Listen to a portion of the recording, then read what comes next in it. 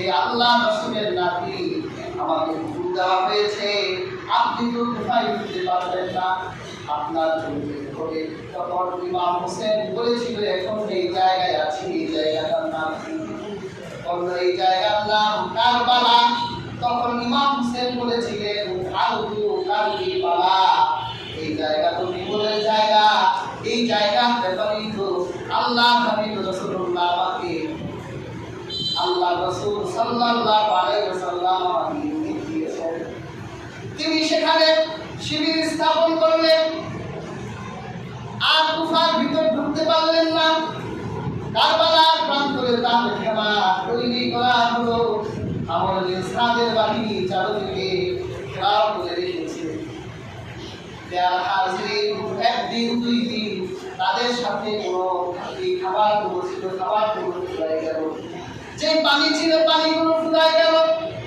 শিবিরে পানির জন্য হাহাকার তৈরি হলো, শিশুদের পানির তৃষ্ণাটা হলো, নারীদের ক্ষুধার যন্ত্রণা গেল।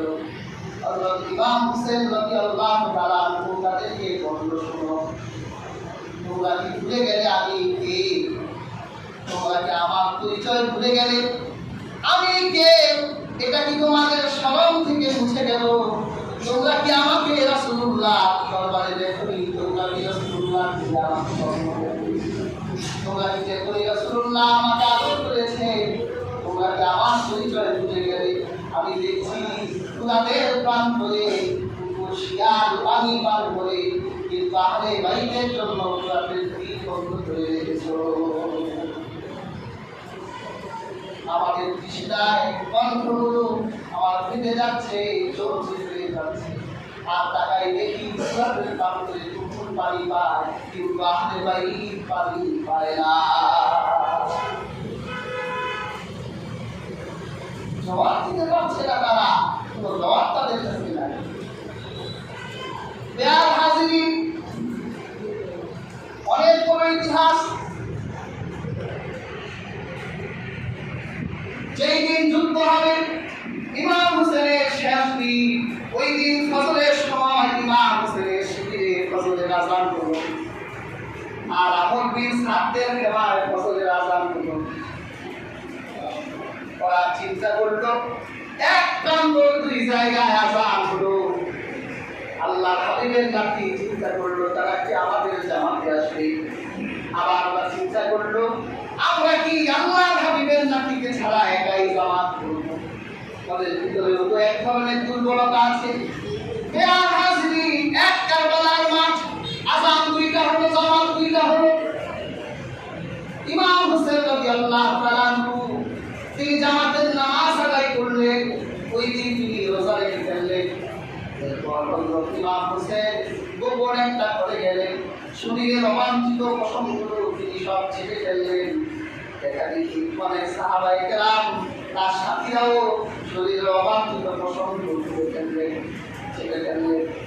তখন যায়নাব আল্লাহ হাবিবের আরেক নাতি ইমাম হোসেনের বোন, ইমাম হোসেনকে বলল, আপনাকে আজকে এমন সুদর্শন দেখা যাচ্ছে, আপনার চেহারায় নূরের আলো দেখা যাচ্ছে, আপনি আজকে এত সুন্দর ভাবে সেজেছেন, অথচ আমাদের বিপদের দিন এত সুন্দর করে সেজেছেন কেন? তখন ইমাম হোসেন বলেছিল, আমি রোজা রেখেছি, আজকে সন্ধ্যায় আমার নানা মুহাম্মদ রাসূলুল্লাহর সঙ্গে ইফতার করব। সুবহানাল্লাহ।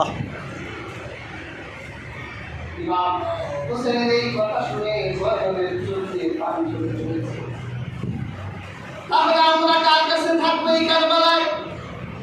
আপনি যদি আমার নানার সাথে আল্লাহর জান্নাতে ইফতার করেন, আমরা নাবিরা কারবালার প্রান্তরে কার কাছে থাকবো, কার কাছে রেখে যাবেন?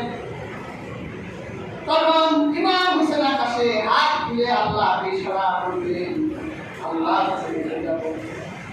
যুদ্ধের ময়দান শুরু হলো। আল্লাহ রাসূলের নাতি সাথী সৈন্যরা যুদ্ধে অংশগ্রহণ করলো, ৩২ জন পুরুষ।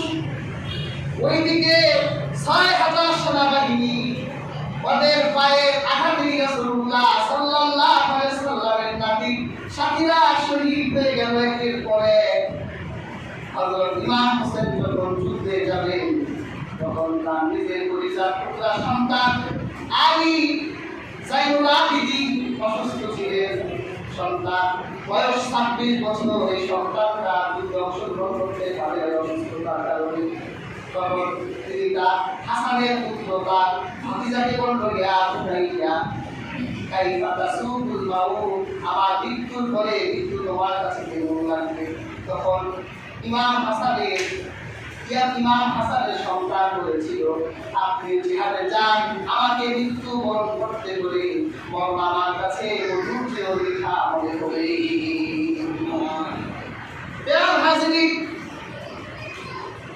আল্লাহ হাবিবের নাতি যুদ্ধে অংশগ্রহণ করল। একদিকে তিনি দাঁড়িয়ে আছেন, আরেকদিকে ইয়াজিদের বাহিনী। ইমাম হোসেন প্রথম তাদের আহলে বাইতের ভালোবাসার কথা শোনালেন। তোমরা যে হাতে অস্ত্র নিয়েছো, কার বিরুদ্ধে নিয়েছো, কে? আমি আমাকে ভুলে গেলেন তোমরা?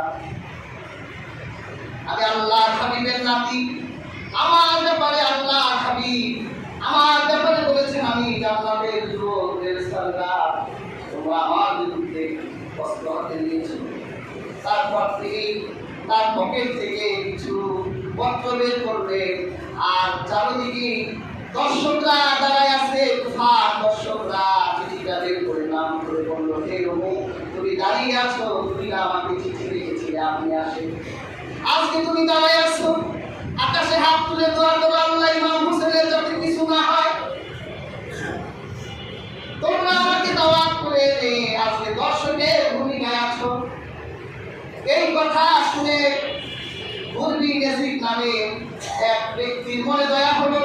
ইয়াজিদের সৈন্য ত্যাগ করে ইমাম হোসেনের পক্ষে এসে ইয়াজিদ বাহিনীকে বলল, এর প্রত্যক্ষদারকেরা আজকে এই খোদাকে তীর বন্ধ করে রেখেছি, আজকের পানির ক্ষমতা তোদের হাতে, আহলে বাইতের কণ্ঠে এক কাতরা পানি দিবি না, কিন্তু হাসরের ময়দানে পানির নেতৃত্ব থাকবে ইমাম হোসেনের নানার হাতে। সুবহানাল্লাহ। সেই দিন তারা এক কাতরা পানি পাবে না। ইমাম হোসেন প্রস্তুতি নিয়েছে, তারা বলতে লাগলো আঘাত করো, কিন্তু কারো মনে সাহস হয় না, কে আঘাত করবে? রাসূলুল্লাহ লাঠি দেয়। আমর নামের এক গুরুত্বপূর্ণ অস্ত্র নিয়ে ইমাম হোসেনের কাছে চলে আসে। ইমাম হোসেন রাদিয়াল্লাহু তাআলা দিন করতে তাদের বিরুদ্ধে লড়াই করতে লাগলেন। এক বর্ণনা এসেছে, তখন আসরের ওয়াক্ত হলো। ইমাম হোসেন বলল, যুদ্ধ থামাও, আমি কারবালার প্রান্তরে আসরের নামাজ আদায় করতে চাই। তিনি আসরের নামাজে দাঁড়ায় গেলেন। দ্বিতীয় রাকাতের সিজদায় যখন তিনি গেলেন, তখন সম্মানিত জলসা, যাকে আমরা সীমা বলে থাকি, এই ভূত এসে ইমাম হোসেন রাদিয়াল্লাহু তাআলা আনহু মাথার উপর হাত দিয়ে তার মাথাটা তুলে দিলেন। ইমাম হোসেন জিহাদে যাওয়ার আগে তার বোন জায়নাবকে বলেছিল, আমার পুরান কিছু কাপড় আছে, ওই কাপড়টা দাও। তিনি পুরান কাপড়ের উপর নতুন কাপড় পরেছিলেন। জায়নাব বলেছিল, ভাই আপনি দুইটা কাপড় পরলেন কেন? তখন বলেছিল যে গুহার এই লোভী শয়তানগুলো এত দ্রুত আত্মকারক, আমার ইন্তেকালের পর তারা হয়তো আমার নতুন পোশাকটাও সিলাই দিতে পারে। তাই হলো তার নতুন পোশাকটা সিলাই দেওয়া হলো। পুরাতন পোশাক দিয়ে কারবালার প্রান্তরে ইমাম হোসেন রাদিয়াল্লাহু তাআলা উপরে রইলেন।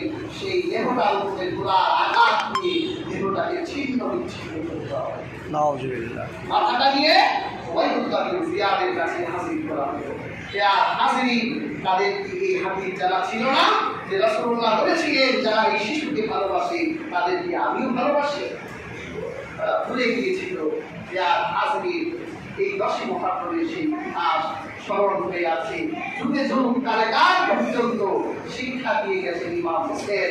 রাজনীতির ময়দানে লোক আসবে, ক্ষোভ আসবে, রোষানল আসবে, তরবারির আঘাত আসবে, মাথা বিক্রি করো না, প্রয়োজনে মাথা দিয়ে দাও। এখন তো আমরা মাথা বিক্রি করি 100 টাকায়। নির্বাচনের শেষের 15 দিন 100 টাকা করে মাথা বিক্রি। আর ইমাম হোসেন মাথা বিক্রি করেনি, তিনি মাথা কেটে গোটা মুসলিম উম্মাহকে শিক্ষা দিয়ে গেলেন, রাজনীতির ময়দানে লোক আসছে, মাথা বিক্রি করো না, কারণ তুমি মাথা বিক্রি করলে তোমার মাথার মূল্য থাকবে না। আমরা ইমাম হুসেনের সেই আদর্শ ধারণ করতে চাই।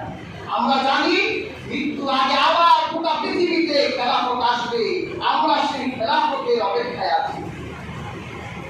কাজে আল্লাহ পাক আমাদের প্রত্যেককে এই 10ই মুহররমে কারবালার ইতিহাস শিক্ষা